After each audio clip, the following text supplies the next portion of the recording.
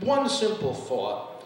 All of us who are leaders in this cause, and me in particular in thinking back over these years, you realize that leadership really is about watching closely and imitating carefully. That's really what it is. You just have to be a good observer. You learn from the other leaders. And let me just tell you things that I've learned from a few of the key people. I just happen to be in the right place at the right time for so many blessings to be poured into my life and ministry. Cardinal John O'Connor. I mean, to be ordained by Cardinal O'Connor.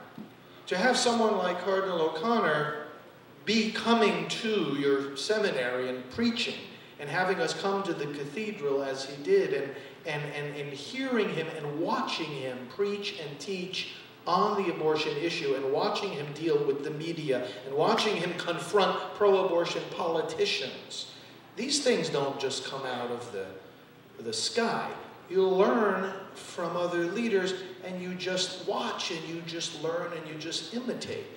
And Cardinal O'Connor, one of the key lessons I bring away from him always in the many discussions we had about pro-life and about leadership, he said a prayer every day that says this: Lord, today, let me not stop anybody from doing some good. That was his attitude. And that's leadership. Lord, don't let me stand in the way of anybody doing some good. And then Cardinal O'Connor, saying yes to my desire to defend the unborn full-time, led me to, shortly after that, visit, as you saw on these slides, Mother Teresa. And we talked for many hours about pro-life and about the vision of Priests for Life and about just what has to be done for the unborn. And the thing I learned most from her was to see and to draw out, to celebrate and to point out the good that you can find in everyone. Everyone. So she brought me to the house that she has in Calcutta for the prostitutes that they take off the streets. And what was she doing as we were walking through those hallways? Was she condemning their sin? Was she talking to me about, oh, how wretched these women are and what can we do to get rid of people like this? No. She, with a glowing face, was talking about the goodness she saw in these women. And she held up the blankets that they made with their own hands, and she said, look, look, look what they did with their own hands. They made these beautiful blankets. Seeing the good, even in the abortionists, even in those who oppose us and hate us and persecute us. We can see the good, we can accent it, we can draw it out. And that's what we have to do as leaders.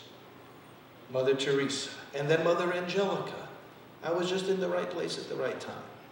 And Mother Angelica asked me to come down and do a series, and we chatted many times. And I asked her one day, how do you do great things for God? And she says, Father Frank, the problem is that so many people try to be way out ahead. They try to be 100 steps ahead of themselves. And they try to say, to measure now what the results are going to be later or what the problems are going to be and how to anticipate them and how to stay out of trouble. She says, this is a mistake. We bind ourselves, we tie ourselves up in knots. She said, you just go through the open door that God gives you today. You want to do good things for God. You say to him, Lord, today let me take the step I know I can take. The door you open for me today, I want to take it. I don't know where it's going to be. Tomorrow, the next day, next year, next decade. But today, I'll be faithful, and I'll respond to the opportunity. She says, too many people, they have to see the whole plan 10 years down the line before they take the first step. She said, that's the mistake. Take the step first.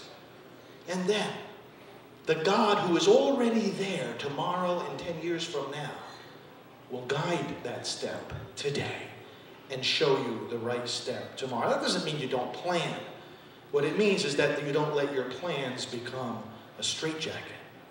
And then, what a blessing to